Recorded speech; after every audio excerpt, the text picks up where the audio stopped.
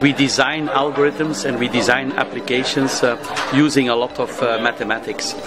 And basically, some 10 years ago, we launched ourselves in the big data mining with a particular application in everything which has to do with health and healthcare and the data that are being generated by all the technologies in health. Yeah, the we basically refers to the Department of Medical IT of iMinds, in which we have about 20 professors.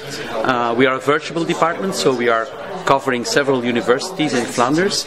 We have about 20 professors and about 200 PhD students.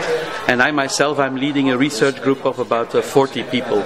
So the we alludes to all the PhDs and postdocs and colleague PIs that we have in our department. I think the major part of the projects we do today have to do with either medical image processing or with genomics.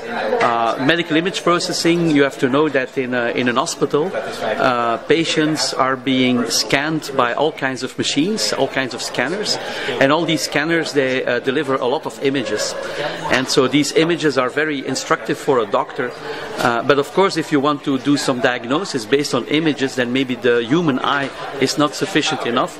All these images are, not all of them are visual. You also have other technologies with all kinds of radiations and things like that.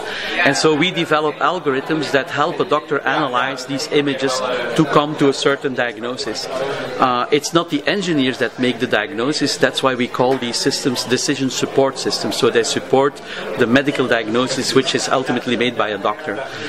The other thing is genomics. You have to know that these days we know a lot about genetics, and we have all kinds of technology to unravel the human genome. So if you go to an hospital, we can completely unravel your personal genome. That's a database of about 750 megabytes per person. And also a tumor can also be unraveled genetically. And a tumor is a kind of genetic deterioration of healthy tissue. And so we can compare the DNA of a tumor compared to the healthy issue of a normal patient. And that also helps in making decisions about cancers, about all kinds of other pathologies.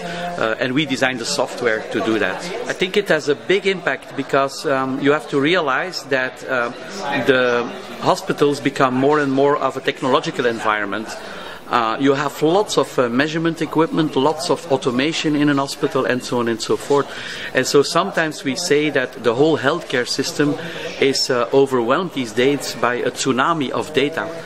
And these things add to the general medical practice, because also doctors are overwhelmed by these data. If you show them these data, there's nothing really interesting to see, and you need computer algorithms to kind of understand what these data are telling about the patient.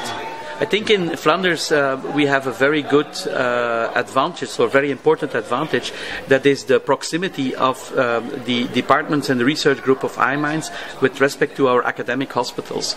So there are 4 universities in Flanders that have their own academic hospital, and basically these academic hospitals are property of the university, so we can collaborate with physicians and with medical doctors in the same institute, so we don't have to bother about agreements and about privacy and so on and so forth, because it's all in the same institute.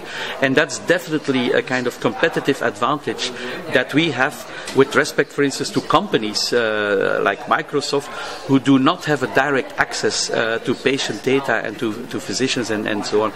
And that's a kind of advantage we try to exploit in our research, but also in our technology transfer to own spin-offs and so on. I think all these new things and data mining and human health design will have a tremendous impact in the future. I sometimes compare with my own background of electrical engineering. If you look at the 20th century, the first half of the 20th century was an era of discovery. You had quantum mechanics and so on, a lot of theoretical developments. But around 1950, some engineers made the first transistor.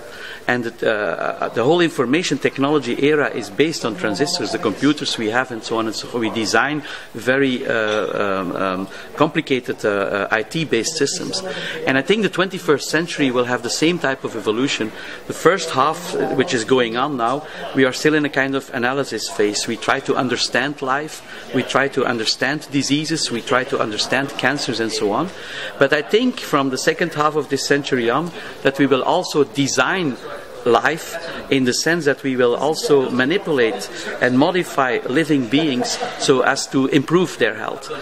There will be a kind of embedding of technology and life in what you could call bionic persons, and actually that already exists, because there are many people that have already an artificial hip. There are people that have a pacemaker. So these are like precursors of a technological wave that is going to come the next couple of decades. One of the areas we are also interested in is what is called synthetic biology. And synthetic biology is a new discipline in which engineers and biologists and also medical doctors design bacteria that do not exist in nature. And so we endeavor to design, for instance, a bacterium that can detect individual cancer cells, and that when it detects a cancer cell, that will locally produce a small amount of medicine to kill that individual cancer cell a long time before even you see it on any scanner in the hospital. And so you can say this is maybe like a kind of ideological dream, but that was exactly the same situation in the 50s of the previous century, when people started to design computers. I mean, the first computers were also very rudimentary and very simple. And look where we are now. And I think the same type of evolution will happen in biology and in biomedicine.